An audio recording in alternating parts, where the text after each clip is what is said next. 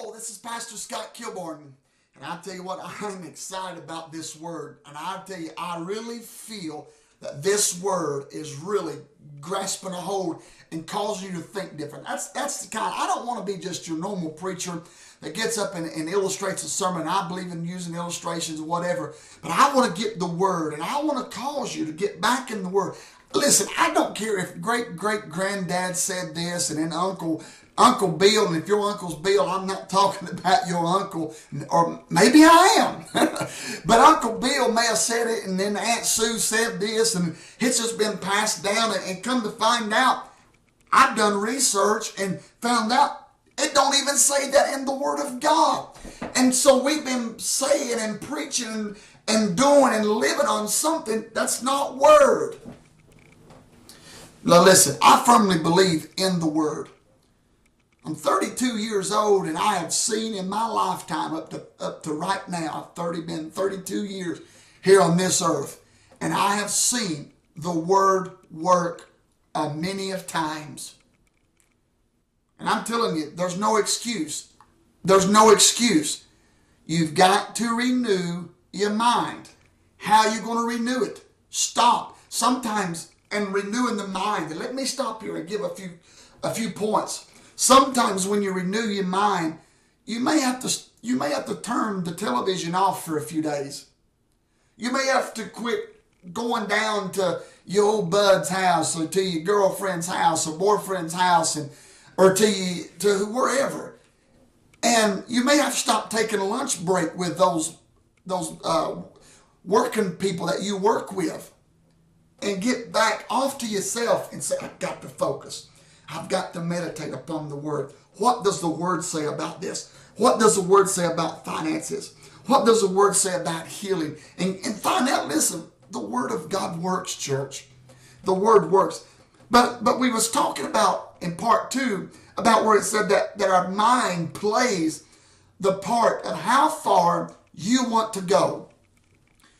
And we've been blaming the devil. We've been blaming Aunt Bob, or not Aunt Bob, but Uncle Bob and Aunt Suzanne and Aunt Jane, and we've been blaming the church down the road and the church up the road. Well, they didn't give me this. I've tried that church, and I've tried this church, and I've tried that church. Listen, there's only one church, one Lord, one faith, one baptism. And what you need to try is stop trying the religious way of doing things.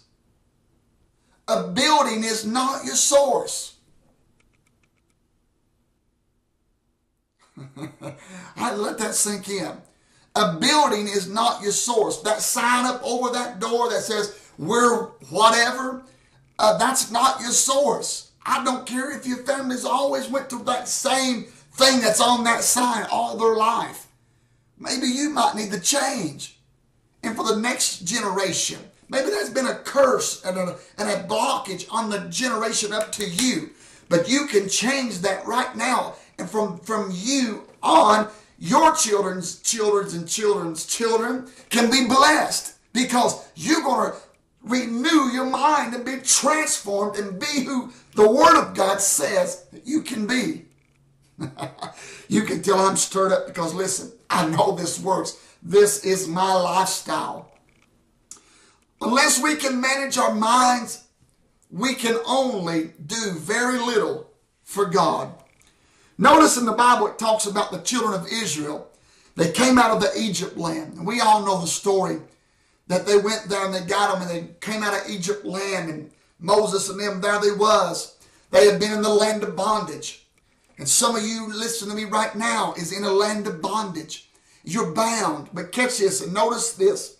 But God has sent some people. He sent me to come and use access of YouTube and Facebook. And I thought this. I really did. But through some of my friends on there told me, right, didn't know what had been going on in my spirit, in my mind to do this. Because free access, listen, anything free, you better be using it because it's free. Use it. And if it's free, we might as well do everything we can, do as many things we can for the kingdom. God's made a way. It costs zero to do this. Catch this. The children of Israel, came out of bondage. They're crossing the Red Sea. And we know the story. They cross and get over. They're dwelling in the area supposed to be freedom land. In other words, I like to call it. They're no more bound. They're no more slavery under Pharaoh. But now they have been set free because God had a man that would not allow the negative mindset of his abilities, what he couldn't do. Some of you need to quit saying what you can't do and start saying what I can do. Come on. The word's the truth. The word works. So they get out of the land. And once they get out of that land, there they are. They get over there. They've been singing and praising God. And they're dwelling in the land. God's taking care of them. God's feeding them. He's prospering them. But yet, even though the physical body came out of bondage, catch this, but yet their mindset was still in Egypt. Their mind was dwelling, their imagination was dwelling how it was then. And they was bound, yet they was free. You may say, well, that don't make sense. Yeah, that does. You can be free in your body, free out here to do whatever. And you are. Christ has made it available to where it's free for us to go do whatever. There's no limits. Stop limiting yourself. Renew your minds. So what they did was they was bound in their mind. And so what happens was their minds became a boundary line for them. And so outside of that boundary line, it was uncomfortable because the flesh wasn't used to be free outside that bondage. They was used to somebody, you got to do this, you got to do that, you got to get up now, go to bed now. And God's wanting us now to be free to go and do and be who we want to be and who He wants us to be. My God. So boundaries is a place, and let me read this note. Boundaries is a place that are by like environments, is our environments. There are experiences. They can even be people that we allow to have authority over us. And some of you are bound and have boundaries that you don't even realize. And it's boundaries of friends. It's boundaries of families. Let me go a step farther. It's boundaries of a spouse that don't believe like you, or you don't believe like they do. And we build boundaries up. And outside of those boundaries, we get uncomfortable.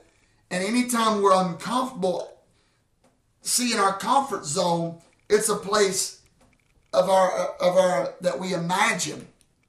But if we go outside that comfort zone, our mind just begins to play, oh no. And we feel uncomfortable. And when you begin to feel uncomfortable, anxiety steps in. And we know what that is. Tension sets in, and you begin to get all sweaty palms, and you just break out in hives or whatever. And you just, I don't know what to do because you're going outside the comfort zone. And this message, I know it's dealing with our comfort zone. Because when I was in study with this for a few weeks, when I was studying it a while back, it really dealt with me because I had set up some boundary lines. But I have realized now, nothing can stop me. Let me say it like this. You may say I'm arrogant, but I don't care. Listen, nothing can stop Scott Kilborn except Scott Kilborn. The devil can't put his filthy, stinking hands on me because he can't touch this body. There used to be a song that says, can't touch this. Yeah. And some of the younger generation knows what I'm talking about. Some of you need to tell the devil, devil, you can't touch this. You can't touch this because I've transformed. I've renewed my mind. I won't be squeezed and molded to the way the world acts and thinks and does.